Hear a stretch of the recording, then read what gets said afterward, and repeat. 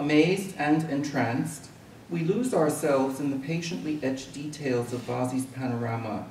Here, a view southeastward toward the Aurelian walls, the Porta Ostiense, the Pyramid of Caius Cestius, the Basilica of San Paolo fuori le Mura, the tomb of Caecilia Metella on the Appian Way.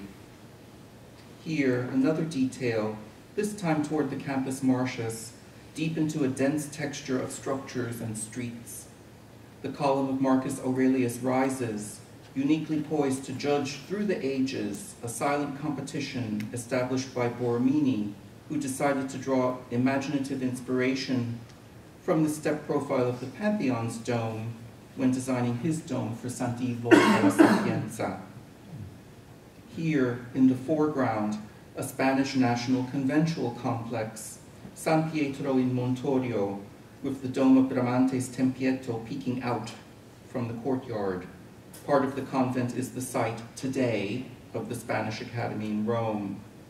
Off to the right, coaches stop in front of the basin that collects water cascading copiously, even thunderously, from the Acqua Paola, a work from the reign of Paul V, meant simultaneously to evoke and surpass the grandeur of imperial Rome.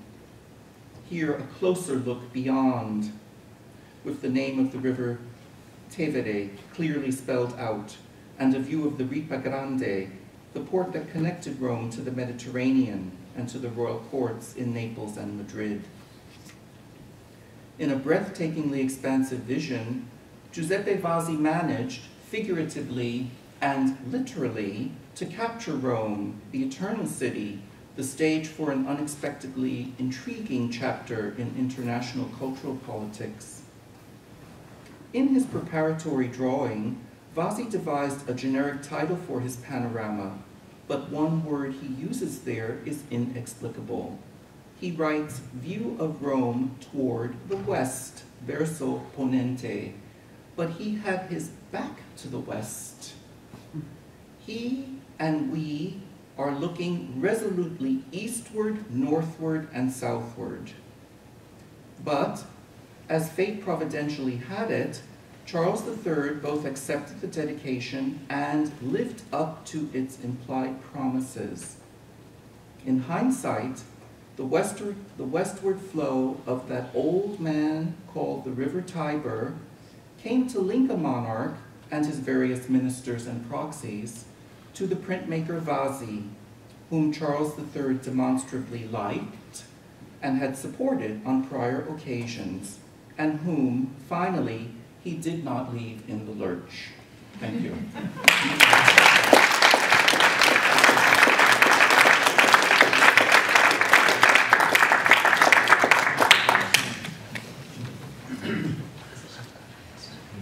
Any questions? Yes?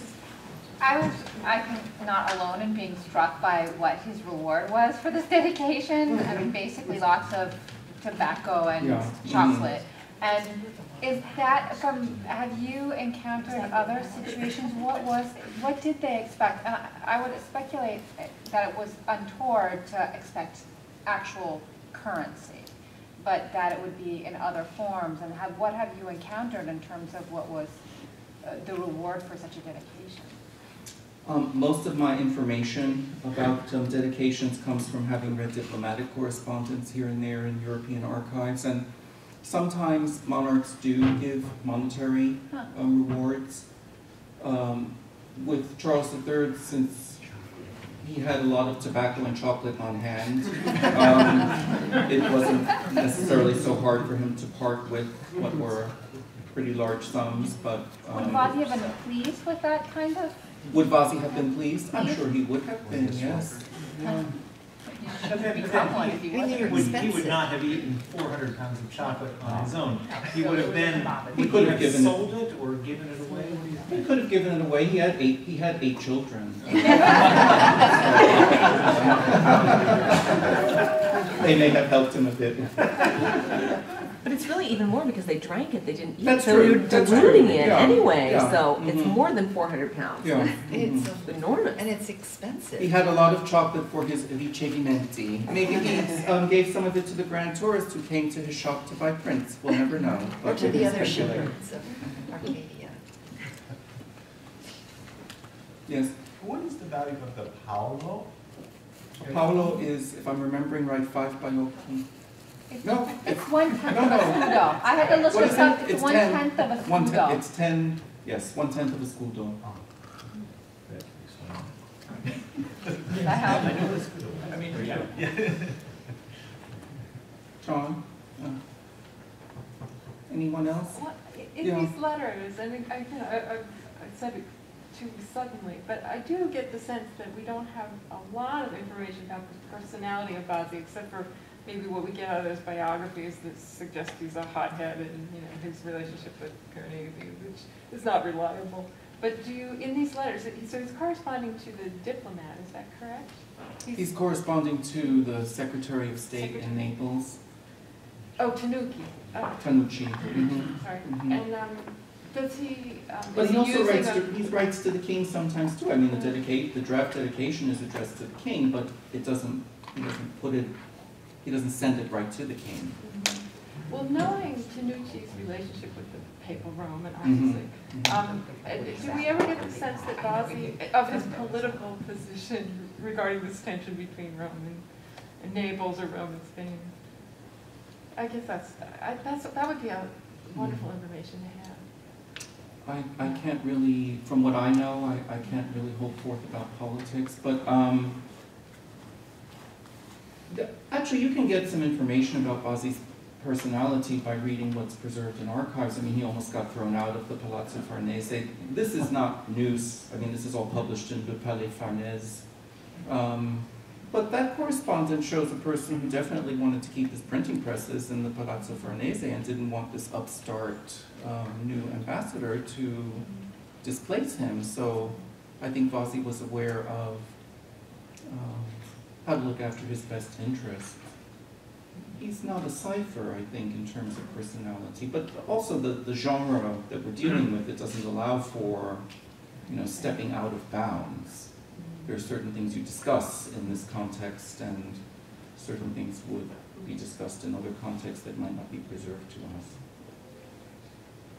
John, this is slightly off your topic, but one that I have to ask you, and forgive me, in public I think it would be enlightening for us all.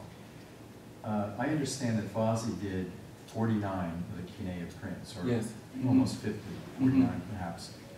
And I've noticed in looking at your work and what you've written and the images you published, that actually architecturally there's an evolution as one moves along from the earliest one that he did.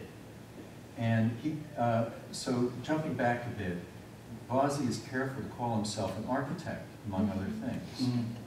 So to what extent does Vasi have a hand in the design of the Kinea? Is this some insight into his architectural instincts or proclivities, or is he merely the obedient pen of the architects who design this? Do you have any idea? I mean, I would think the latter.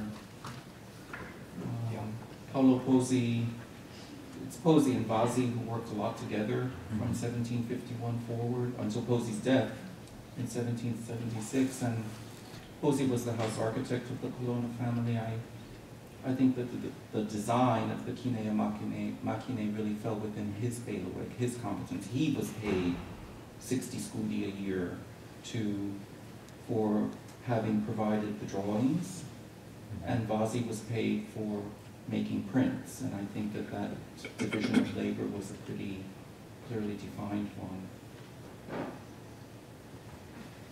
Well, I wonder if we can use this question of the Kinea as a kind of fulcrum to go to the next segment of our day's events, which is a trip upstairs into the gallery where there are 5 Kinea prints and 150 other things as well. So let me ask you all to join me again wait, before I ask you to do that, let me make one announcement. There's a pair of glasses, not this pair, but another pair up at the front desk. If anybody left glasses in the cafe at lunchtime, you'll be able to retrieve them. And other announcement are that all the presenters should check in with me or Ann Rose Kitagawa to think about how you're going to get to dinner tonight. So make sure to do that. And then, those announcements out of the way, let me invite you all to join me in thanking our presenters both this afternoon and all day and yesterday. Thank you very much.